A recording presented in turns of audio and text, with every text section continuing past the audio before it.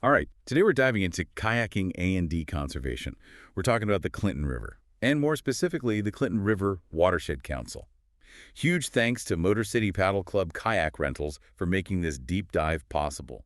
They have kayak rentals right at Weber Paddle Park in Chesterfield Township, and they're big supporters of the CRWC.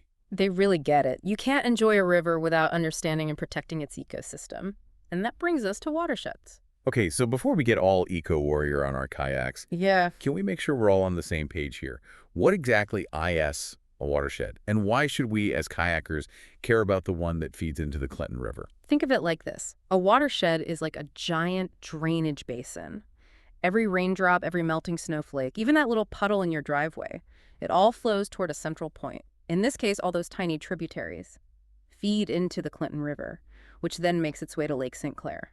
So that little wrapper I saw someone toss on the ground miles from the river, that could end up right where I'm paddling. Yikes. Makes you think twice, right? Exactly. And it's not just a small area. The Clinton River watershed is massive, 760 square miles, spanning 5 counties, and impacting over 1.5 million people. Wow. 1.5 million people. That's a lot of potential impact on our river. Yeah. So tell me, where does the Clinton River Watershed Council fit into all of this? What's their role in keeping such a vast and complex system healthy? The CRWC is like the guardian angel of the watershed. They've been around since 1972, working to protect, enhance, and celebrate the Clinton River, its watershed, and even Lake St. Clair. I read that the Clinton River is actually significantly cleaner and safer for recreation today, thanks to their work. That's pretty impressive, considering all the challenges they face. And as a kayaker, that's music to my ears. Absolutely. Their work translates directly to a better experience for everyone who wants to enjoy the river. Now I'm intrigued by their 4 pillars of action: protect, enhance, celebrate, and engage. It's like a four-pronged approach to tackling the challenge of watershed management. Let's dive into each of these. What can you tell us about the protect pillar? What are some ways the CRWC is tackling the issue of pollution? One of the things that sets the CRWC apart is their focus on education. They understand that lasting change comes from empowering people with knowledge. They offer a wide range of programs teaching people about the sources of pollution, from agricultural runoff to industrial discharge, and what steps they can take to minimize their own impact. It's like they're saying, hey, we're all in this together. Let's be part of the solution, not the problem. I love that. Yeah. And speaking of solutions, how does the CRWC enhance the watershed? What kind of work are they doing to actively improve the health of the river and its surroundings? They're at the forefront of green infrastructure initiatives. For example, they're promoting the use of bioswales, those vegetated channels you might see in parking lots or along roadways. Wait, those grassy ditches, they're not just for looks? Not at all. They're designed to capture and filter stormwater runoff before it reaches the river. It's a natural way to remove pollutants and reduce erosion. They're also deeply involved in restoring wetlands and planting native trees and shrubs along the riverbanks. Okay, now that's something I can really appreciate as a kayaker. I love paddling past those lush green banks. It's like a little slice of wilderness right here in the metro area. So it's not just about cleaning up the mess. It's about actively restoring and enhancing the natural beauty of the river. Precisely. And they're not just focused on the science and policy side of things. The CRWC also knows how to celebrate the river and foster a sense of community around it. Yeah, I was looking at their events calendar.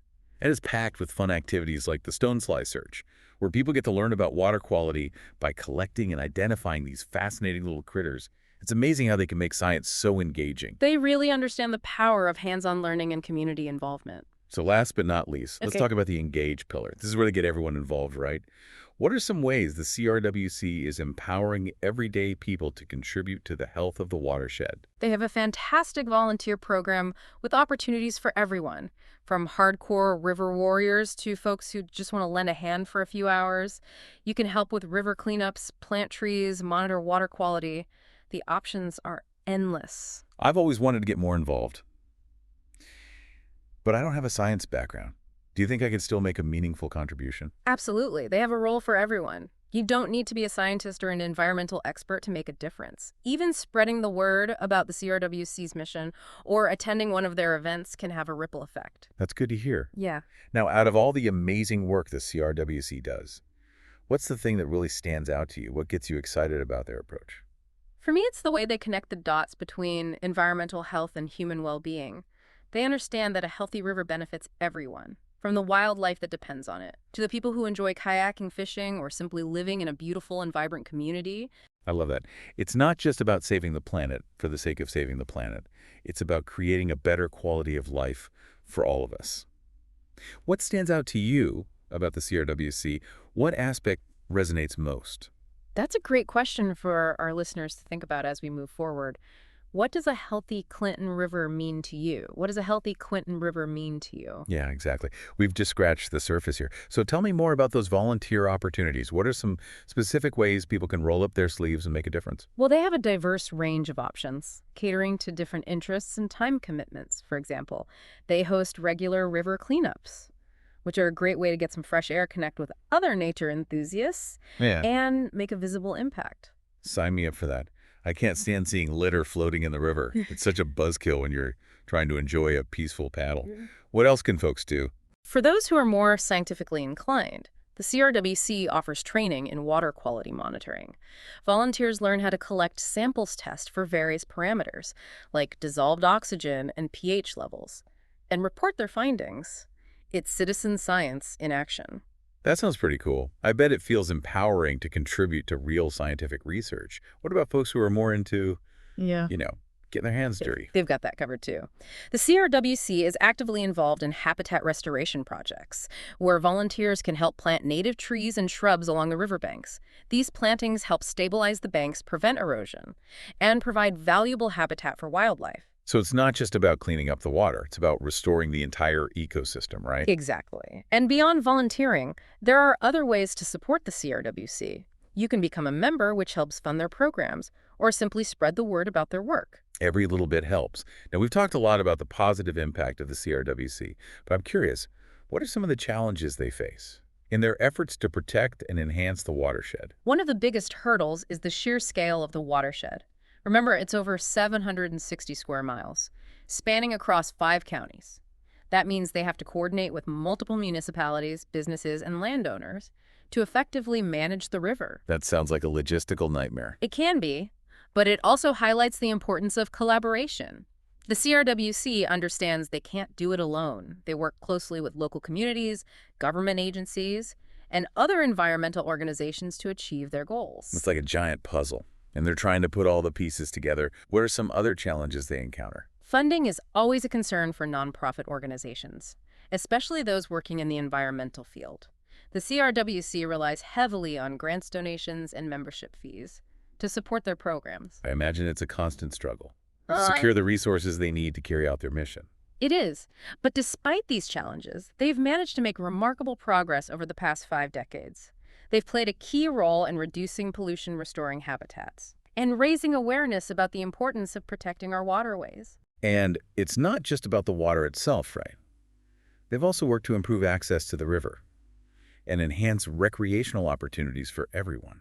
Absolutely. They've been instrumental in developing and maintaining trails and parks along the river, making it more accessible for people to enjoy kayaking, fishing, hiking, and simply connecting with nature. Speaking of kayaking, that reminds me of our sponsor, Motor City Paddle Club Kayak Rentals.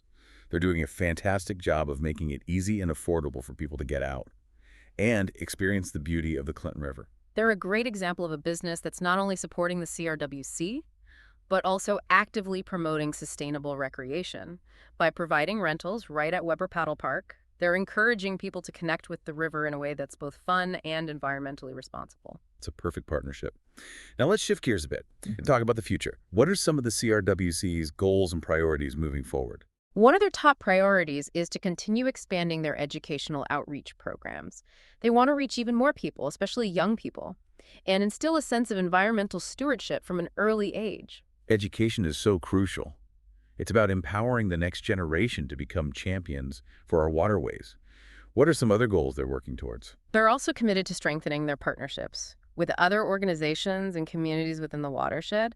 They recognize that collaboration is key to tackling complex environmental challenges.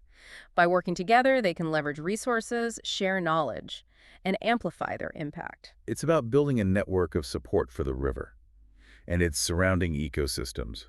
What about emerging issues and threats to the watershed? Are there any new challenges on the horizon?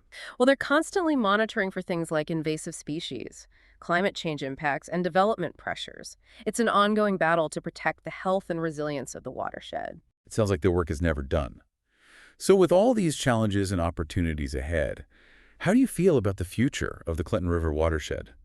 Are you optimistic? I am cautiously optimistic. There are certainly hurdles to overcome, but I'm encouraged by the CRWC's dedication, the growing community support, and the increasing awareness of the importance of protecting our water resources. That's heartening to hear, and it makes me feel even more inspired to get involved and contribute to the effort. So we've explored the CRWC's mission, their impact, the challenges they face, and their vision for the future. We've also learned about the many ways that listeners can participate and be a part of the solution. But before we wrap up, I want to dig a little deeper into some of the specific accomplishments and innovations that have made the CRWC such a successful organization.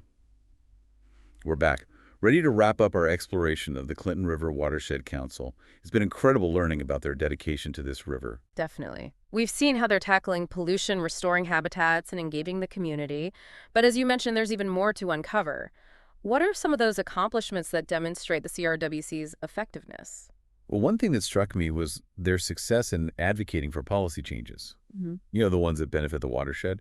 They've been instrumental in getting local governments to adopt more sustainable stormwater management practices. Yeah, that's a great example of how they're working on multiple levels, not just focusing on direct restoration efforts, but also influencing the bigger picture. They understand that lasting change requires systemic solutions. Absolutely. And they're not afraid to tackle tough issues. I read about their work in addressing combined sewer overflows, a problem that plagues many older cities. These overflows can release untreated sewage into the river during heavy rain events, posing a serious threat to water quality and public health. Right. It's a complex issue. But the CRWC has been a leader in finding solutions. They've worked with municipalities to implement green infrastructure projects to help reduce the volume of stormwater entering the sewer system, thereby minimizing overflows. So they're not just reacting to problems, they're proactively addressing the root causes. That's impressive. Another accomplishment that caught my eye was their work in restoring fish passage. Apparently, many dams and culverts along the river were blocking the migration of fish, disrupting their natural spawning cycles. Yeah. The CRWC has been working with partners to remove or modify these barriers, allowing fish to move freely throughout the river system. This is crucial for maintaining healthy fish populations and restoring the ecological balance of the watershed. It's amazing how something seemingly small, like a dam or a culvert, can have such a significant impact on the entire ecosystem. It really is. It's a reminder that everything is interconnected, and even subtle changes can have cascading effects. And speaking of connections, the CNWC understands the importance of recreation and how it can foster a sense of stewardship for the river. Exactly. It's hard not to care about something when you've experienced its beauty firsthand. And that brings us back to our sponsor, Motor City Paddle Club Kayak Rentals. They're making it easier than ever for people to get out on the water and fall in love with the Clinton River. They really are. They're providing a valuable service, not just by offering rentals, but also by promoting responsible kayaking practices and educating their customers about the importance of protecting the river. They're a model for how businesses can play a positive role in environmental stewardship. As we wrap up this deep dive, I want to circle back to something you said earlier about connecting environmental health with human well-being. Why is that so important, especially in the context of the Clinton River watershed? Because a healthy river benefits everyone. Clean water is essential for our health, our economy, and our quality of life. When the river thrives, so do the communities that surround it. We can enjoy recreational opportunities, we have access to clean drinking water, and we create a more vibrant and resilient ecosystem for both humans and wildlife. It's about recognizing that we're all part of this intricate web of life, and our actions have consequences both positive and negative. Exactly. And that's why the work of the CRWC is so crucial. They're not just protecting a river, they're protecting our future. So as we wrap up this deep dive, what's the one takeaway message you hope our listeners will carry with them? Remember that even small actions can make a difference. Whether it's reducing your water usage, picking up litter, or supporting organizations like the CRWC. Every step we take to protect our waterways creates a ripple effect that extends far beyond ourselves. Beautifully said. If anyone wants to learn more about the CRWC, get involved, or make a donation, be sure to visit their website at curwc.org. It's a fantastic resource for anyone who wants to deepen their connection to the Clinton River and become a champion for its future. Well, that's it for our deep dive into the Clinton River Watershed Council. We hope you enjoyed it and learned something new about our incredible water resources. It was a pleasure. Thanks for having me. Thanks for listening, everyone, and happy paddling!